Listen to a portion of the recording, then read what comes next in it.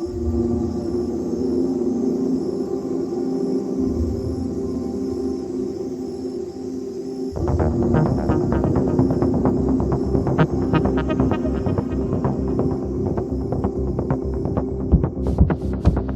to Drinks with Defenders. I'm Addie B. Plate. And I'm Kayla Murphy. We're two law school friends turned criminal defense attorneys turned podcast hosts.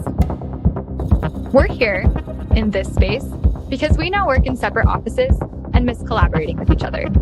We've been talking about creating a podcast for years where we talk about the complexities of the criminal justice system, the aspects of it that we grapple with, and the importance of what we do. At the end of a long work week, we want to sit down, have a drink with each other, and talk about the rabbit holes of criminal defense, just like we always have. So let's get into it. Cheers!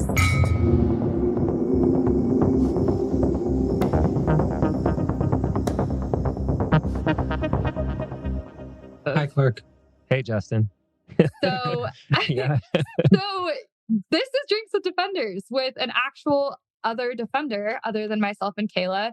But I would like to add the caveat that just because Kayla's not on the podcast tonight, that does not mean that I didn't see her this weekend, which is actually really cool. I got a text message from Kayla, I believe on Friday, saying that she was randomly going to be in my city. So we went and got drinks last night and had the off the pod kind of catch up with her husband, who's also a criminal defense attorney. So it was the three of us, and then my partner, who is not a criminal defense attorney, just overwhelming somebody who was not at the table. So I don't know what that feels like at all. Like you don't know what that feels like ever. And so in place of Kayla tonight, I think that we have a very qualified fill-in of another public defender who actually has his own podcast. And so something I was wanting to talk to him about is not only that, but also the things that we do on Drinks with Defenders, which is criminal defense. But please welcome to Drinks with us, Justin, and hanging out with the Defender crew. Justin, this is Clark. Yay. Clark, that's Justin. Clark. Kind of some context. Clark is all things non-legalese on this podcast and also like our voice of wisdom. And he does all the cool shit behind the scenes. Clark introducing you to Justin and introducing everybody else to Justin. Justin is my favorite coworker. He's an amazing defense attorney.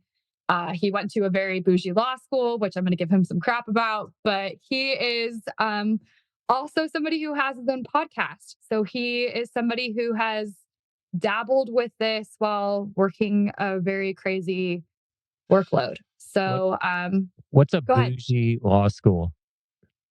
I don't know. What is a bougie law school, Addie? I'll take it. It is bougie. Justin is somebody who went to a top 15 law school or something like that. And I'm very proud of him for that. He is somebody from small town Idaho. He went to UCLA for law school. And he now practices in Northern Idaho. So he's kind of like, I view him as kind of a hometown hero. He's back helping a community that is very similar to the one that he's from. He's also now my neighbor in Spokane. I helped him move to Spokane, so we commute. And great choice for my life. Thank you, Addie. You're welcome. So he is somebody who, you know, I think that Kayla and I sometimes on the podcast talk about our experiences at Oregon Law, which I think every law school has the stressful atmosphere. I can only imagine what it was like going to a law school that's even more intense, and then choosing the route of being a public defender, I think is probably more uncommon for you, Justin. And so if you want to, at any point, if you want to interject about your own experience, please do. But I think bougie is a good descriptor for UCLA law. It's not, I don't know. It's a very competitive place. There's a lot of emphasis on kind of getting a big corporate job and going and making as much money as possible. And then hopefully they can convince you to give some of that to the law school someday. And it feels very rackety. But there is also a like strong public interest community that I think later in my law school career, I got pretty involved in. I worked for Native American tribes, helping them like draft their legal codes, and then took a prison law class that I think was pretty influential and made me decide that I mean, I think I was taking a tour of a prison in California, and I like just had a moment where we were like observing people in solitary, and someone yelled, "This is hell!" And I was like, I think this place shouldn't exist, and I should like do something to get people out of it. And I wasn't sure I could like handle being a public defender, and I'm still not sure I can handle being a public defender some days. But like, I mean, who can, right? yeah, I think in that moment I was like, that's what I want to do. And then kind of life happened and I ended up back in North Idaho and it all just kind of worked out. But I think being a public defender is way more my speed than UCLA was because I'm not a very bougie person and pretty apprehensive and skeptical of kind of the trappings of an institution like that. And I think being a public defender gets me like in this, I can like carry that skepticism over into like the criminal legal system and like make those points in a way that's like helping people, and it's very satisfying like overall. I have questions, but I have to say Yeah. before I forget, on the note of skepticism, I think Addie and Kayla would be very proud of me because I engaged in a conversation last night that took on that perspective, and it stemmed from the influence of this podcast in the conversations that go on here. So like that that already resonates with me, and I'm not even in your guys' world. Like going back to what you said in regards to getting someone out of, like, would you say, solitary confinement? Mhm. Well, that's where I saw someone in solitary, and he like looked at me and yelled, "This is hell," and I was like, "Oh, well, that's not good." And it was kind of a life changing experience in some ways, and I Yeah. think it's like I wanted to do whatever I could to make sure people didn't end up in there or get them out of there or whatever I could do in that capacity. And at that point, it wasn't clear, but I think I'm kind of doing it now, so that's cool. Yeah. So like, does the skepticism play into like, I don't think that's a good idea. Like maybe there are better options. Like as far as like prison and jail goes, Yeah. yeah, no, totally. I consider myself a prison abolitionist. I think that pretty much most things we could do other than like reverting to like capital punishment for a lot of stuff is like probably better than prisons and jails. And I think especially I felt that way before, but now that I've worked this job for a while and see that like the bulk of what the criminal legal system deals with is like DUIs, drug possession, possession of paraphernalia, like weird stuff like no insurance and driving without privileges. Like for every case that someone imagines when you say like prison abolition and that shouldn't like you, the like kind of heinous crimes that evokes for some people where they're like, well, what are we going to do with these people? I think from my perspective is like based on the fact that there are like millions of people who get caught up in the system for I think things that if people were aware of kind of the churn of it all, they would feel that that this is a poor response to it. And I think instead, kind of investing in communities and people on the front end, and especially because like criminalization and what ends people up in the system is generally a function of poverty or racism Right. or all of these other structural factors. I think if we did more work on the front end to prevent those things from being criminalized, like all of the money and time and resources spent criminalizing that stuff would be much better spent on the front end, preventing that process to begin with.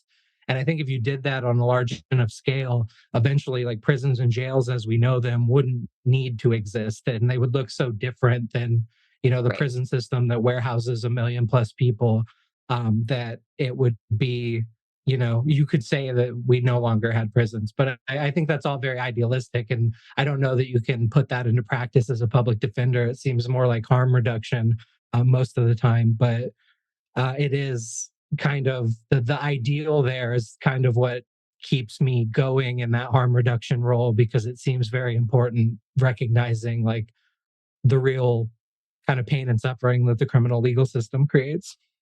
I want to say before we get into unpacking all of that, welcome Justin Ackerman to the podcast. You just got why I adore working with this person, why I think we need people like him in roles that are across the country. Like, I feel so fortunate to work in the office as somebody who I think it's very apparent comes to work every single day with that energy, and it keeps me going. And I think that in a role so crushing as public defense, as I've talked about it multiple times on here, really the thing that gets me out of bed every single morning is the opportunity to work against so many of the things that he just mentioned, and also getting to work with people that come with that take every single day. It's like the hive mentality of some of the other attorneys that I'm so fortunate to work with really get me out of bed when it's like I feel like I'm combating these huge institutional problems that I would be an idiot to think that I have any sort of like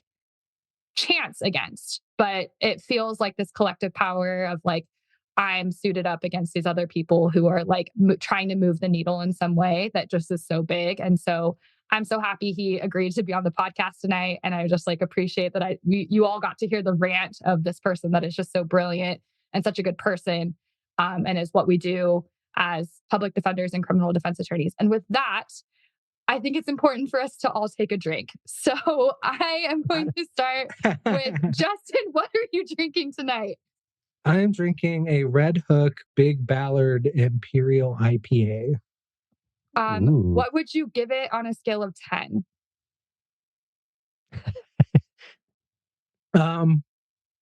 Like a 6. Okay. Yeah, could be better. It's not terrible though. Clark, are you not drinking tonight? I have this under the table. very sophisticated water bottle. Hey, we support sobriety on this podcast too, or just people not drinking every single night. Hydration is also very important. Yeah, no, I'm actually where I'm located tonight is the cabin where my band rehearses as well as does recording. And so I'm in the middle of all these pages of notes of working through our mixes with our lead singer. And as a result, I'm not drinking because I need to stay focused to get stuff done.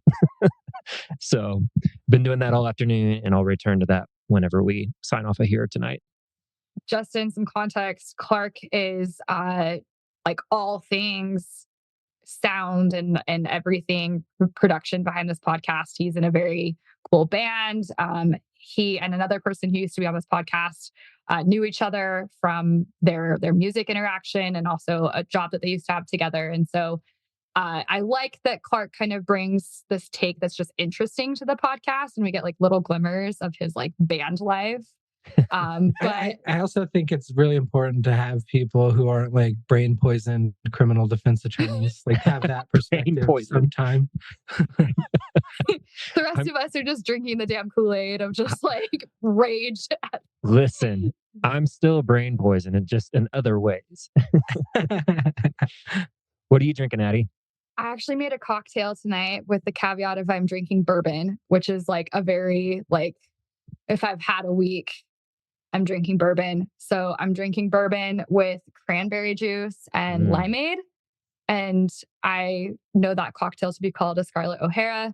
So that's what I'm drinking tonight. 10 out of 10 would recommend. And so, yeah, I'm in rare form drinking my favorite house cocktail on the podcast tonight. So, nice. Okay. I know we're doing it. So something that I apologize for, I really wish she was here, but it's kind of unfortunate that Kayla and Justin don't get to meet. Justin, we might have to have you back someday so that can happen, because Anytime. I feel like with Kayla, something that we've talked about is just like how cool our friendship was and why that kind of created this podcast. And some context is like, I really feel like you're kind of that version of like my colleague that's like, I feel that we're just like friends, and that we have like things that we can talk about. And it'd be so cool to have the two of you meet. But Kayla and I were talking about like what we wanted to ask you about, and just, some different things that I think that you could potentially have more insight to in terms of like things that we miss on this podcast. And so a couple of things I wanted to pitch for you to weigh in on, because I don't really have a role in it. One would be specialty courts. And then another thought that I had, because we've talked about it vaguely, but I think you have more experience than Kayla or myself do, is trials. I think that you've gone to more of them, certainly than either of the two of us in the past year. And I think you also have kind of a reputation, at least in our office and certainly just in the community that we practice in, where you will go to trial. And so I kind of want to unpack your thoughts on the role that you have in the specialty court system, and also like explaining what that is for people who don't really have an understanding of that, explaining what it's like to work in it, if you feel comfortable talking about that. And then also Yeah, just kind totally. of your attitude towards like preparing for trial and kind of the ebbs and flows of that, because it can be really hard. And I think that you're somebody who has really embraced that in a way that is just like really cool to see. Oh, well, thank you. I'll start with the specialty courts. I have lots of thoughts on both of them. I mean, I guess, especially with the specialty courts, I'm going to talk about it as though I'm assuming people involved in the specialty courts could someday listen to my thoughts on it. So it may be a little more tempered than it would be otherwise. For those of But us who aren't involved in a specialty court, what is that? yeah, totally. So specialty court generally, it's a court that has like a particular focus based on the kind of charge that brings a person to the specialty court. So, for instance, I am on the DUI court panel in Kootenai County and work the DUI court for our office. And um, it focuses obviously on people who have gotten multiple DUIs or excessive DUIs where the blood alcohol content is really high. Ostensibly, it's focused on treatment and has a kind of different approach than just throwing someone in jail or the kind of traditional route of supervised probation or something like that. Although I think in practice, it's not that different than supervised probation. But um, it's ostensibly very treatment focused, and the idea is you sign up and you go to court, 2 times a month or so for a year and a half, however long it takes you to get through all of the treatment. You're drug tested regularly, you meet with probation, the judge, the treatment team, they all kind of coordinate together, and then they check up on you. And if you do well, generally they give you some incentive. Most of the time in the DUI context, it's kind of reducing a charge from like a second offense that has more jail time hanging over your head and everything to a first offense, or a felony to a misdemeanor. I think drug court generally works the same way with felony to misdemeanor reductions. And then there's like mental health court for people who have some mental health diagnoses that plays a role in bringing them to court to begin with. And so the teams meet together. There's a domestic violence court. I think there's a veterans court starting up. So there's a focus on kind of the what is seen as the particular issues that are bringing someone into contact with the criminal legal system. And I think it's an attempt at a kind of different approach, a more treatment oriented approach. And I think to the degree that that's true, in my mind, it's kind of a step in the right direction. I think in my personal experience, I think it's more of an attempt at a step in the right direction, because I think in practice, um, it's not that much different than probation, and in some ways it's worse because the level of like scrutiny and supervision is more intensified. So if you're someone who's really going to struggle to get through probation without failing drug tests, or you're not going to do well in treatment, the judge is getting a direct report from your treatment providers in a way that they wouldn't in a different context, probably. And for some people, it's really good and they get through it no problem.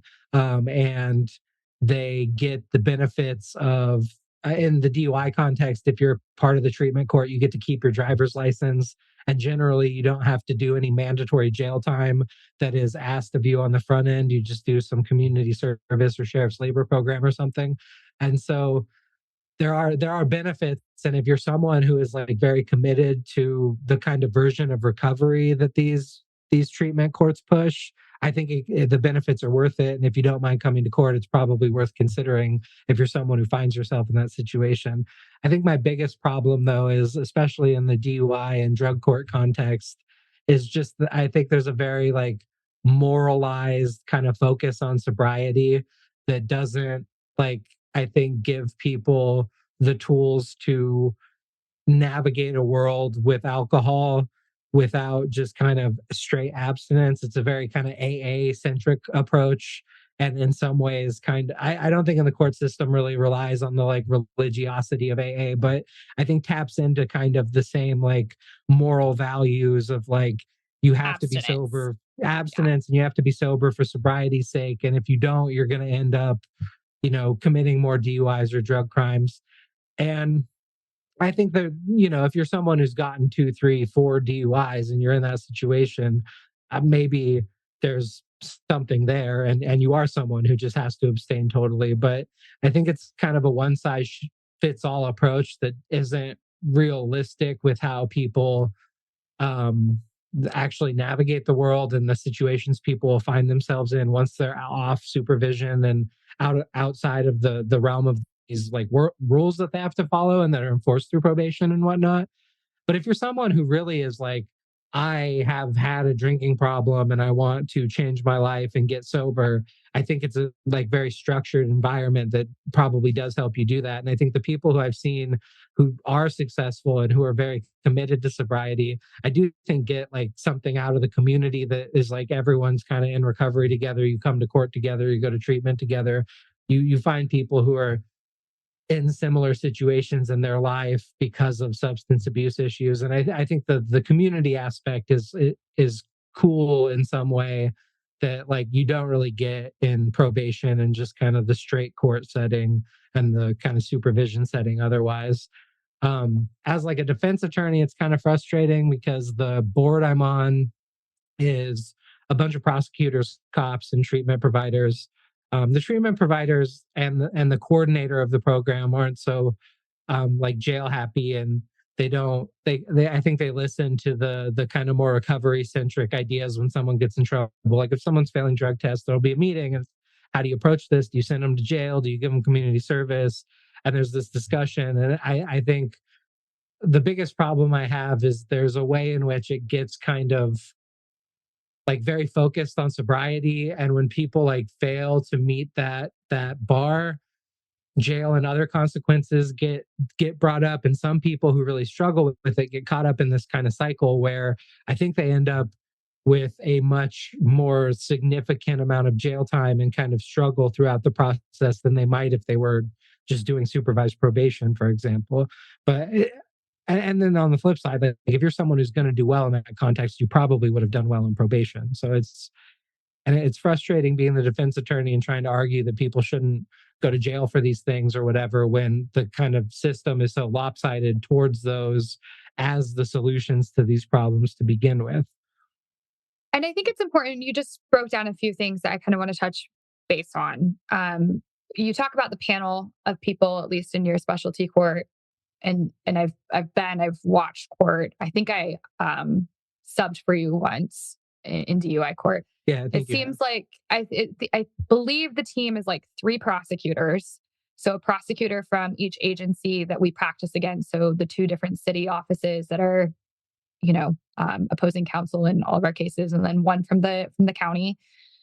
Then there's the treatment provider, the coordinator, you, probation, and then a representative from the sheriff's office and the city police department. And then the judge. So in that panel of people, the person who is in your role is the only person that is a defense attorney, is the only person that is really situated for the people that are in the treatment court or specialty court as counsel for those people. And oftentimes, you're not even really the attorney of record for everybody that's in that program. So, well, and as you're saying that, like, yeah, there's a lot of people who are kind of going through the program, it seems, without like an attorney for the most part. Like, no tea, no shade against any of the people who are representing the other people in the program. But I think you only really are contact, like that attorney really only knows what's happening in the program when it comes to a head and you're getting in trouble, and like in a significant enough way that they have to come to court for it. Otherwise, I don't think that they're too involved for the most part. Or they come at the end when somebody's successfully completed it, which is amazing, but they're not there typically day in and day out. You are the only person that is in a counsel role, really, that's on this panel. And that's always, I felt kind of a hard thing that at least I think we've talked about in terms of like what that panel looks like when every person's case is getting presented. There's like staffing weekly about the people that are in the program, how they're doing. And that gets reviewed by that team weekly. And the only person that is like from a defense perspective in terms of like the concerns that we have that are like, very different than I think probation or the treatment provider or the coordinator or prosecutors. The only person for a big group of people that has as like some sort of advocacy from a council from protecting their interests is you, and you might not even be their assigned attorney. So that's always been kind of a difficult thing that I've thought that's very interesting about the way our county does specialty courts. So I think that's one thing. I also think you touched base on the fact that like specialty courts are very interesting in that people go to court frequently, like all the time. It's usually every other week or weekly, depending upon what's going on with their case, if I'm not misunderstanding that, right? Yeah. And then for some people, like, I think it's important to also just something I've thought about with my career.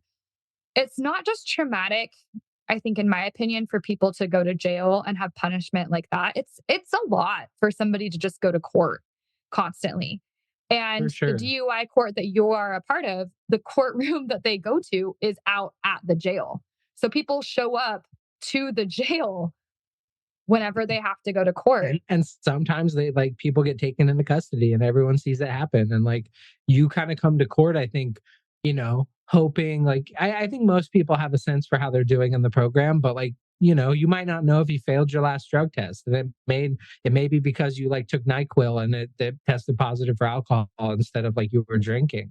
And then you have to go stand in front of the judge and the whole panel and a room with like 40, 50, 60 of your peers, depending on who all's there, and, be held, quote unquote, held accountable for that or whatever that means. And Yeah. and it's very, it's very daunting. And sometimes people are doing this for like 2 years, like twice a month. And it's a huge commitment. And I think um sometimes it's worth what you're getting out of it legally, sometimes it's not. And I struggle with it sometimes because I think it's just it's very geared towards a certain mindset, and the team I think reflects that. Like it's not it's kind of designed to accommodate the kind of broader carceral system. It's like assumptions more so than like actually create something new, which is what it's like held out to be. And I think people involved in those programs like really think that's what it's doing. And I don't want to like be so cynical as to say it's not like a slight improvement, because I think there are some ways in which it is better. But I think it's like a lot smaller than a lot of people who are involved think it is. And I also think like two things, like, it's hard because it's like if you're going to dangle a carrot of like, you're not going to get a felony, you're going to get a misdemeanor. Like, I've thought about what that is for so many of our clients in different, you know, realms. And it's like, depending on who the person is, like, of course, they're going to jump through a ridiculous amount of hoops to get that on the table. Um, Especially like given their life circumstances. So if somebody's like, okay, I'm going to go through this process that's going to ask so much of me so that I don't potentially have the option to go to like prison, like some people are going to feel like that is, of course, what they're going to do. And I think to your point, like it is a very intense program sometimes for people. And I think that like on the back end, they might end up spending a lot more time in jail than they actually think that they're going to. And so Well, that's and like a I difficult think that thing. happens to a lot of people, especially because Yeah. they sell it to you as though like, hey, you won't have to, that 10 days of jail you have to do on a DUI second. Like you won't have to do that if you do this. Like you'll just do some sheriff's labor. And I think people are like, oh, okay, like that sounds Yeah. good. And then by the end of the program, they've served 22 days. And if they get terminated, a long time, because then the judge who sentenced you is like, oh, you failed out of DUI court. Like you can't do probation. You have to go to Right. jail. And it's I think, just it yeah. it sets up a bad situation. I think that's kind of the other important thing to point out is like specialty courts, you are kind of like your sentencing is kind of getting like postponed. So you're just kind of like hanging in this like limbo of like, I'm going to do this program and hopefully it goes well. And if at the back end I successfully complete it, then this is what happens to my like underlying charge and underlying sentence. If you fail, which happens, you go back before the court and say you've done like a year of this program and then just like little things have happened or accumulation of things to the point of which you are terminated. You then go back before the court and you are, paying the piper then, right? Like you have to go back before the Oh judge and be yeah, like, and "Hey, it's what's just the happening?" same as it's the same as if you had gone to the judge before you even did that whole year. And in a lot of ways, it's worse because now you have the fact that you failed out of the program, so to speak, Right. and the judge is like, in every case I've seen, like really holds it against you. Right. Because it's viewed as like you had this amazing opportunity and you blew it. I also Yeah, wanted to for point sure. out, just in general, I know that especially since we're like going down the DUI court realm, and this is like a show that's like has alcohol or a podcast that has alcohol at its center. Like, I think it's important to point out, like, I acknowledge the fact that like, everyone's to Justin's point, I think relationship with alcohol is like a very complicated dynamic thing. And I think that when we've talked about your role in DUI court, I really appreciate the fact that like you try to recognize that. And I think that like the criminal legal system paints people who have any sort of charge where alcohol is like a contributing factor as this thing that it's like, oh, somebody like was under the influence of alcohol, they immediately have an alcohol problem. And I have kind of a fundamental problem with that because that very well may be the case in some instances. But like, I think about all the times in my life where like I've been drinking and if things had gone very differently, like I would be, in a very different situation where I could be painted as somebody who has an alcohol problem. And now I'm on a show or on podcasts where we drink. And it's like, I want to acknowledge the fact that like sobriety is a really good option for some people. And some people, it's like, I think everyone's relationship with alcohol is like, it's not so simple. And I like really think that that's an important thing to just contextualize because like some of my clients, like sobriety might be a really good option for them. For some of them, it's just like, okay, like you had a bad night. And like Kayla and I have talked previously on this podcast about how common I think it would be for someone to get a DUI just based upon like our culture and like honestly where we live in Kootenai County, like things are spread out. And so like, people make decisions that are not so black and white. And I think that the criminal legal system tries to like conceptualize life as black and white. And I don't think that's the case. And so I appreciate your comment. And I just wanted to say, especially since we're like talking about some, charges where alcohol is a central point, that since this is a show where we talk about alcohol, that I wanted to acknowledge that like I don't want to be a hypocrite on this show where I'm like, hey, let's talk about alcohol while let's drink alcohol when we're talking about DUIs. Like that's a bad look. And so I just wanted to say like, hey, your point about what treatment and sobriety looks like for every person isn't so simple.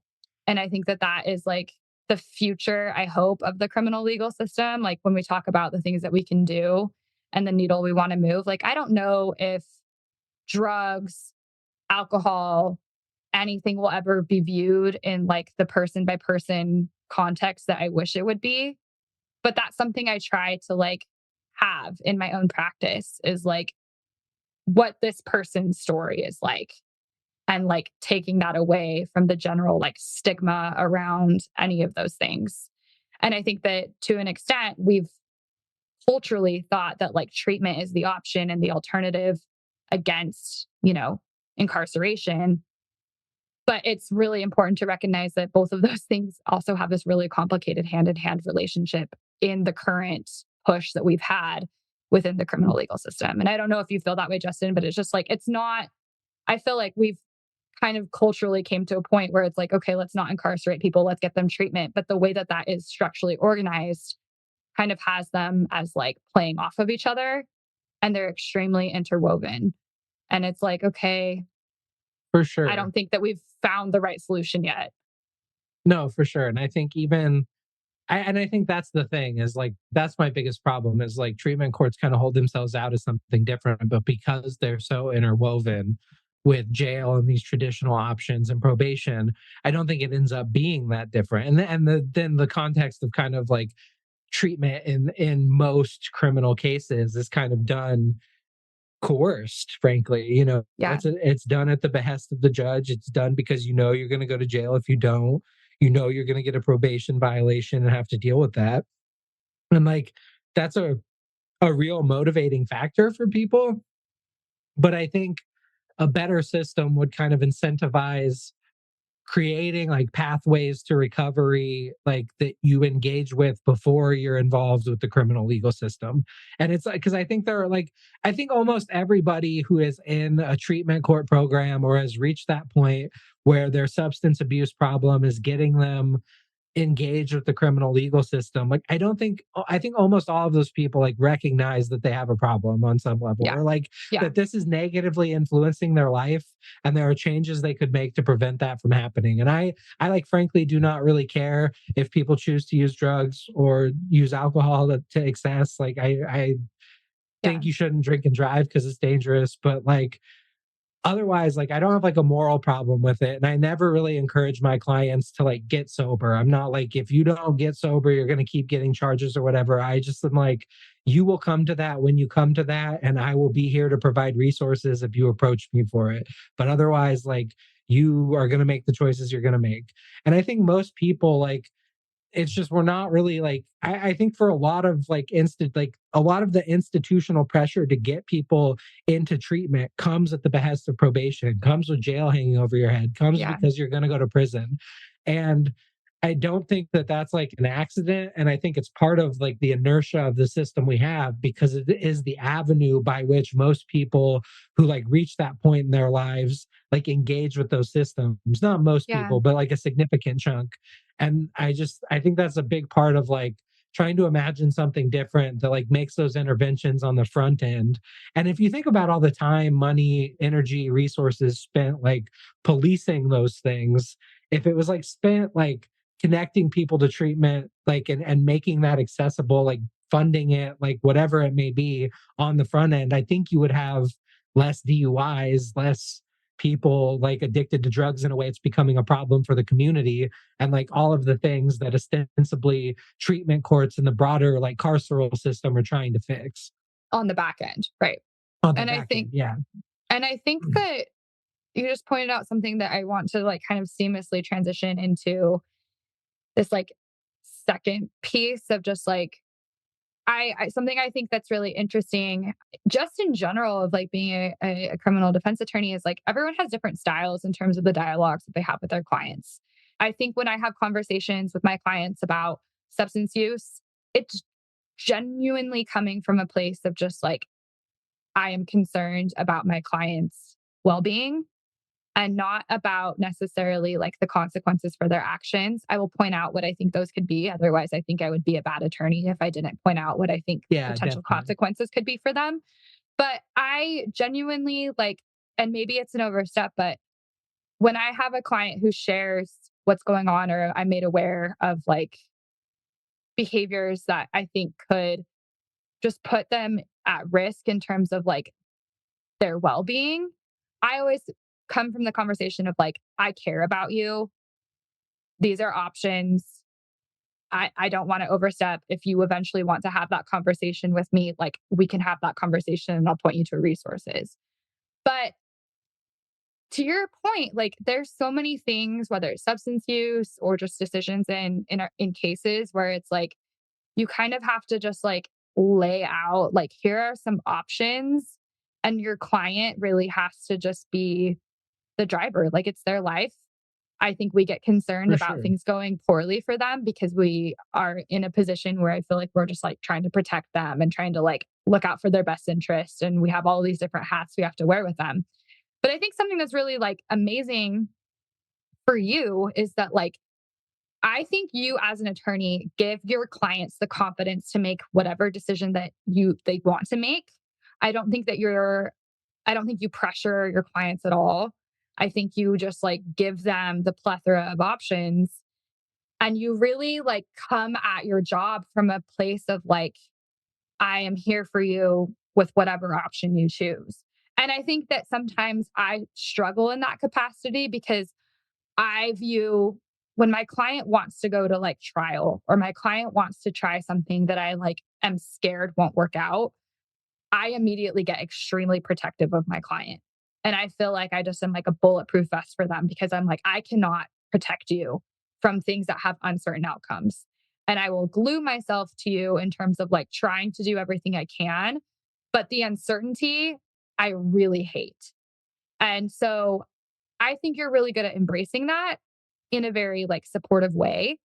And I don't know how you do it. It's incredible. I think you're seasoned beyond your years in that capacity because I think you have the confidence of just like, we're going to do it. And I envy that. I think like transitioning to the point about like, you taking risks and like the confidence you give your clients of just like, hey, do whatever and I'm here for you. Where does that come from? Like how, when you are like talking to a client and the conversation comes to trial, what is that like? So, like frankly, like it is like I think the criminal legal system is something that like takes away so much control from people and so much agency that I don't ever want my clients to feel like I am part of that, that I am also doing that to them. So I like Yeah. make it very clear in any decision they make. Like I will tell you if I think this is a bad decision, but I will like 100% like try my hardest to make it a good decision. Like, and I will 100% like go over it with you and prepare you for it. And I won't spin it like, I'll be realistic about like all the things that could go wrong for the prosecutor. Like, I'm not going to try and hide those things because I don't want you to, make a like overestimate the potential that a witness won't show up and go to trial when it's a real loser just because you think that might happen. Like, that is a thing that happens. And I will tell you that. And like, you make the decision based on all of the data points I'm giving you. And I also think that like when clients are very like when there might be like evidence that suggests that the client's version of events like is more convictable than they think it is, like I will tell them, but I also don't spend a lot of time like trying to like talk my clients out of like going to trial or something like that, because I just think that like having your day in court and feeling like I am there supporting you and feeling like we're doing what you want is like more important than anything else I can provide as far as that goes, other than like maybe keeping you out of jail or prison. And like most of the time, like I will tell you, like if you go to trial and we lose, like you might go to jail. And like that's a real thing. And I try to be straight up with the consequences too. And I think like I'm also very, and I think this has grown a lot since I've done more and more trials, is like I'm very, because I didn't used to do this before I'd done them, but now I'm very like, I love trial. Like if you go to trial, I will try super hard to win and who knows what'll happen. And like I kind of just pitch it like I was in a mediation once and a judge like referred to trial as like kind of like gambling, like you could always win and like for stupid reasons and have no idea why. And I try and like pitch that to my clients a little bit too, like the totality of like a lot can go wrong. And that cuts both ways. Like we could totally get screwed over, and I have no idea what's going to happen. Like, but like it's a risk you can take that will make all of this go away if we win. And I think when I have super hard headed clients who are like, I'm never going to take a deal. I'm just like, are you okay if I don't negotiate with the prosecutor? Like, we'll just go to trial. And if they say yes, then I'm like, well, we're going to trial. Because it's like, if you don't want to take a deal, I'm not going to try and convince you to take one. Like, that's not my job. My job is to do what you want. And like, I think it makes those clients trust me less if I'm trying to get them to like, even if there's like good deals on the table that they like maybe should take for like very legitimate reasons and impacts it's going to have on their life if they don't. Like, I will communicate those to them, but like, it's generally in a way that's kind of like, I know you're not going to like take this. And you'll probably tell me to tell the prosecutor to like, excuse my language, like fuck off or something. But like, I'm fine with that. Like, we'll still go to trial, but I have to tell you because the prosecutor sent it over. And like, usually they're like, oh, okay, no, I still want to go to trial. And like, I also just like really love trial. And I think in my experience, like I have won cases that I thought were like not good and were losers. And I've lost a couple that I thought were like winners. And it's just like super unpredictable. And I try to like more than anything, like stress that like I have no idea what's going to happen. I have no idea what the jury's going to be like. I have no idea what the judge is going to rule on these things. But if you want to like take that risk and we win, like this goes away. And that's the only way, like outside of like a couple other circumstances that I don't see here, that we can do that. And I think for some people, like, I think almost every client I've gone to trial with has like a certain demeanor and a certain attitude toward the situation they're in that like incentivizes them to go. They're kind of hard headed. They're like, fuck you, I didn't do anything. Like, and when it works out, like, those people, like, I'm like, that's the like highest high of my job is like when we have one trial, especially with clients who were like super invested in it and felt super aggrieved, and just like being able to walk away and like that's all gone now. Like it's super satisfying. And I think in a way to them, like, now they don't have to go to jail or something. Like, and I've had some clients that probably would have done some jail time if we lost, and I just think like that is like a really great feeling. And like being there through that with someone, like, every time I've gone to trial with a client, I end up like liking them, even if I like didn't at the beginning. Like by the end of the day, I'm like, you're my guy now. Like, we're like, we went through this together. Like, and it's just like, it's my favorite part of the job. So I like, Yeah. I don't try at all to like, if my clients like are doing it and it's a bad decision, I like will tell them it's a bad decision. But outside of that, like, I don't really try and like, like, I'm going to get a better deal on the table and you should really consider it. I'm like, you made the choice. We're going to trial. Like, and it works out sometimes in ways you don't expect. I think the thing that I like really envy about just you as a practitioner and just you as an attorney is that you have this, I don't know, it's almost like a soft spoken charm where I think that juries and just opposing counsel and really kind of everybody that we interact with day to day just finds you so charming. Where when I've watched you in trials for brief periods, like your client can seem so hot headed, but you seem so not that way that like to the jury there can be like bananas stuff going on in front of them and you're just like very not confrontational and have this like different aura about you as an attorney where I think sometimes your clients have seemed very unlikable at first blush, but then as you're like litigating the case, to your point, I feel like they always seem sympathetic at the end.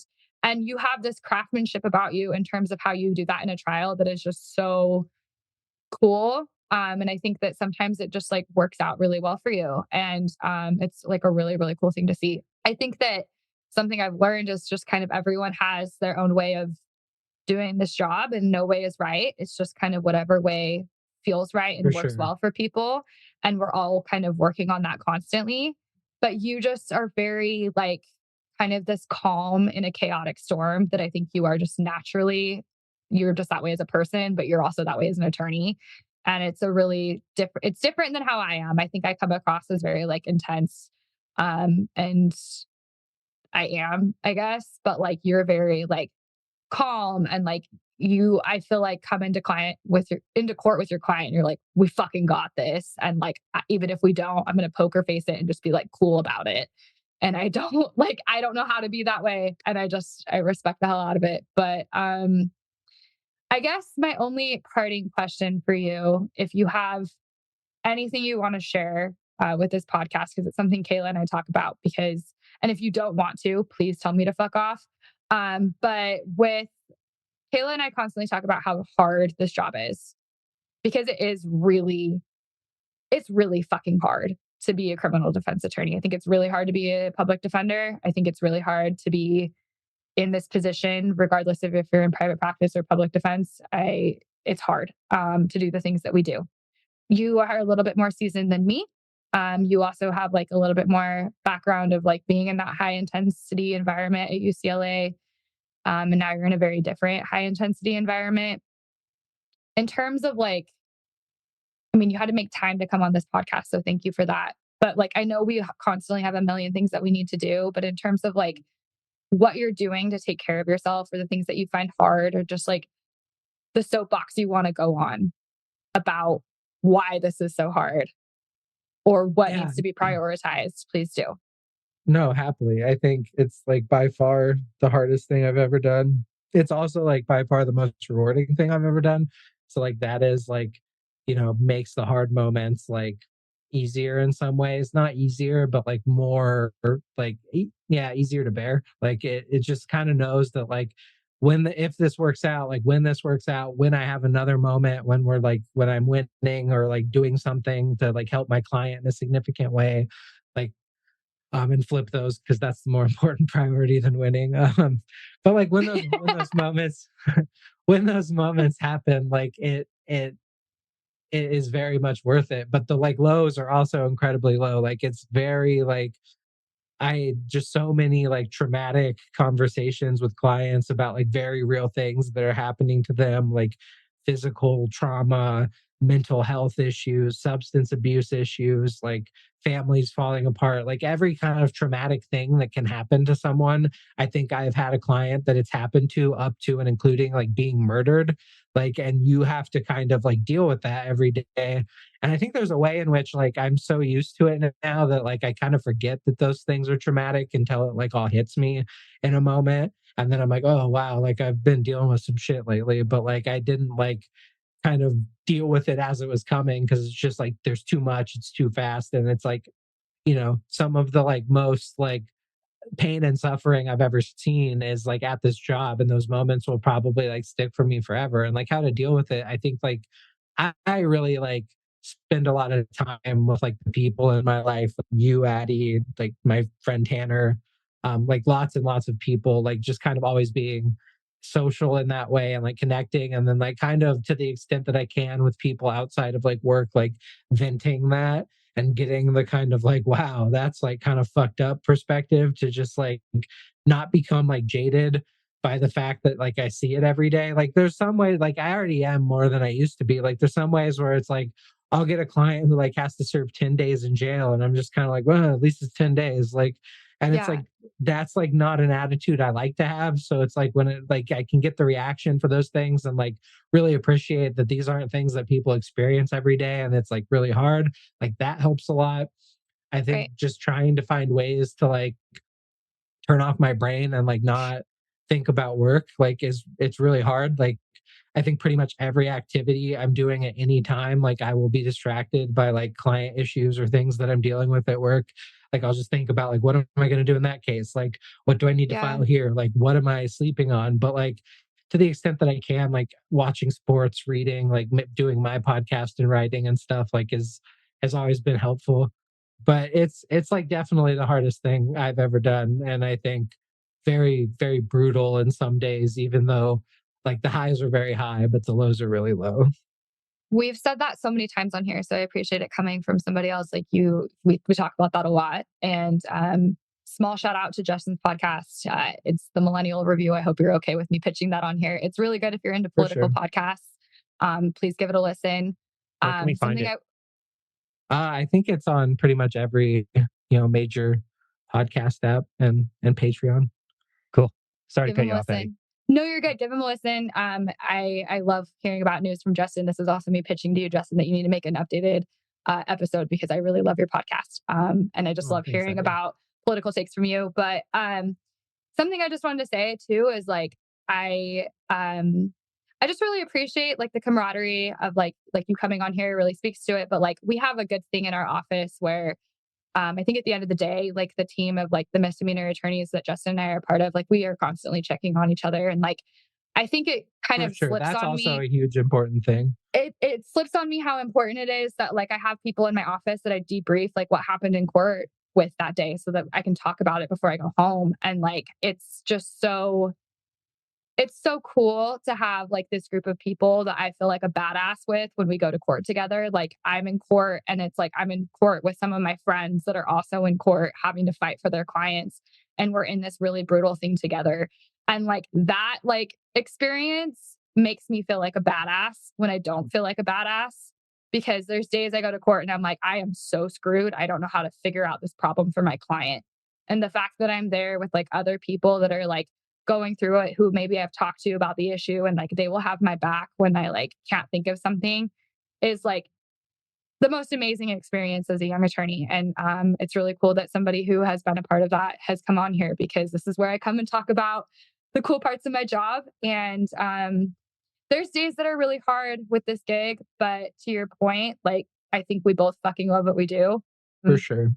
I feel really grateful for that when it's hard. It's like, yeah, this is really hard. But like Kayla and I talked about it yesterday because we were talking about jobs and she was asking my partner about his job. And we were talking about like, it's really cool to find the thing that's worth suffering for. And I think that like the criminal legal system is just full of a lot of human suffering. I think it's the pinnacle of human suffering, at least in America. And we're like kind of in this piece where it causes like suffering in our own life. But to your point, it's super relative to like what our clients are going through. And it's For really sure. it's a really an amazing thing to be like, I feel so privileged to be the person that gets to kind of like be there for them through that.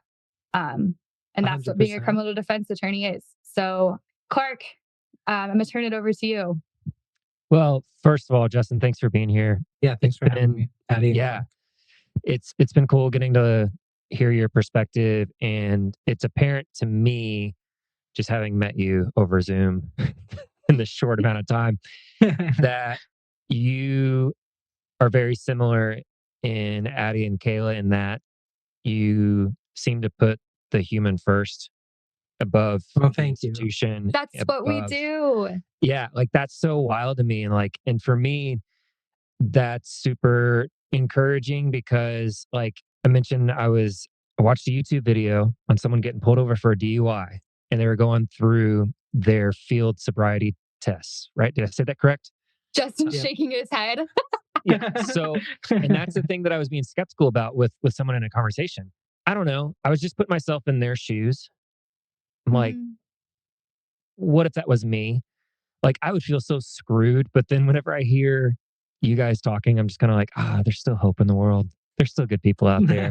It's that damn hope that like gets us to work every single morning. And it's For like sure. that damn, and I feel like at the end of the day, like really, if I boil everything down about my job, like I have hope, which is why I do what I do, but like trying to give that hope back to my client in terms of like their circumstances is like, to Justin's point, giving them their agency back, right? Like that's why people have counsel, is like to try to give them their voice back, because they've recognized that they might not have the skills to really advocate for themselves. And so that's the coolest part of our job. But it is like a whole weird thing where we're constantly putting ourselves in our client's shoes. And to your point, Clark, it's never good. Like it's never good. So That's awesome. Well, yeah, I can't wait to have you back on, and especially when Kayla's here. thank you so much for being here. And thank you for being somebody that I get to see at work tomorrow. It kind of gets me out of bed on a Monday. On that Thanks note, again for having me. And not unfortunate because I'll see you, but unfortunately, I'll see you tomorrow. I'll see you tomorrow. And on that note, as we end on the podcast, cheers, everybody. Cheers. Cheers.